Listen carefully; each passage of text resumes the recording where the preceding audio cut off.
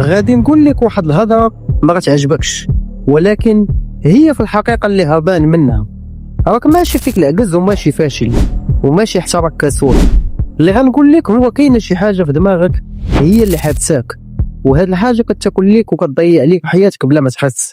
واش عمرك سولتي راسك علاش كنقدر نضرب تما في البني بالنسبه للرجال، او الشقه ديال الدار بالنسبه للبنات، ولكن ملي كتوصل باغي تتعلم شي مهاره جديده او لغه غتزيد بك في حياتك لقدام كتحس بها صعيبه عليكم؟ علاش دماغك كيختار الهرب من المتعه البعيده وكيقلب غير على اللذه الرخيصه؟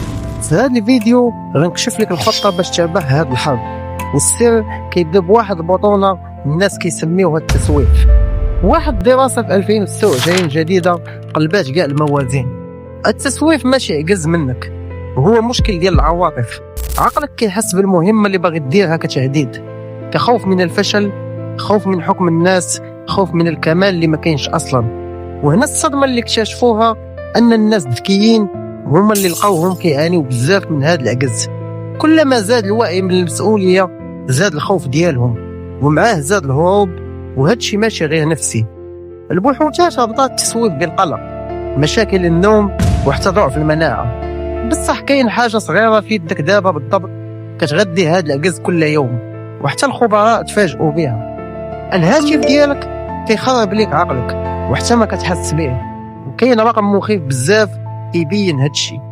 دراسه في 2026 طبقوها على 966 شخص، ولقات علاقه مباشره بادمان الهاتف انه كيضعف القدره باش تتحكم في راسك وكيزيد احساسك بالعجز. ولكن من جهه ثانيه كاين خبر مشجع في نفس الدراسه، كيقولوا ان المرونه النفسيه والعلاقه الطيبه مع الناس المقربين كيحميوكم من هذا الضوء بشكل واضح. وكاين حاجه ثانيه خايبه واللي هي كديرها انت دابا بلا ما تعرف، كي كتبقى تلوم في راسك وتقول انا عجزان، عقلك كيستهلك بالضبط الطاقه اللي محتاجها باش يتحكم في راسك. اللي خاصك تفهم هنا هو ان الا لمتي راسك كتعاود تسوف وتعجز اكثر. الحل هنا ماشي شد راسك، هاد الكلمه كتكذب عليك من شحال هادي. كاين 3 حلول علميه مثبته وحل من القران كيربط كل شيء. اول حاجه، ربط المهمه اللي باغيها بقيمه ماشي بالواجب. بدل هاد الحوار الداخلي اللي في راسك، في بلاصه ما تقول خاصني نكمل قول كنكمل باش نفيد الناس، حيت عقلك كيتفاعل مع القيمه اللي كتعطي للحاجه اكثر من الواجب اللي كتعطيه. ثاني حاجه، قد المحيط ديالك ماشي الاراده. اش كيعني هاد الشيء؟ بعد الهاتف فاش تكون باغي دير شي حاجه، حط هذيك الحاجه اللي خاص ديرها قدام عينيك مباشره، حيت البيئه والمحيط الا صممتيه مزيان لقاو علميا كيتحكم في السلوك ديالك اكثر من قوه الاراده. ثالث حاجه خاصك ديرها، تعاطف مع راسك شويه وخفيك النفس.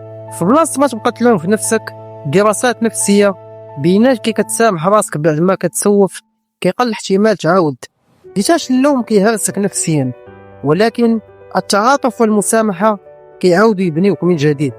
والقران من 1400 سنه عطى الجواب اللي العلم يلا توصل به: لا يكلف الله نفسا الا وسعها. الله ما كيطلبش منك فوق طاقتك. الاحساس بالعجز هو احساس ماشي حكم نهائي عليك، والنبي صلى الله عليه وسلم علمنا ندعيو: اللهم اني اعوذ بك من العجز والكسل. دليل باللي العجز حاجه كنحاربوها بالدعاء والعمل مع بعضياتنا. ديما كتقول غدا، اليوم في هذه اللحظه غادي توقف وقول لي في لي كومونتير شنو اكثر حاجه كتاجلها في حياتك، وتسنى الفيديو الجاي اللي غادي نكشف لك التقنيه اللي كتستعملها الجيوش باش تكسر هذا العجز. اشترك الان باش توصل بالحلقه الجايه. كان معكم مايند سيت بالدارجه. تهلاو.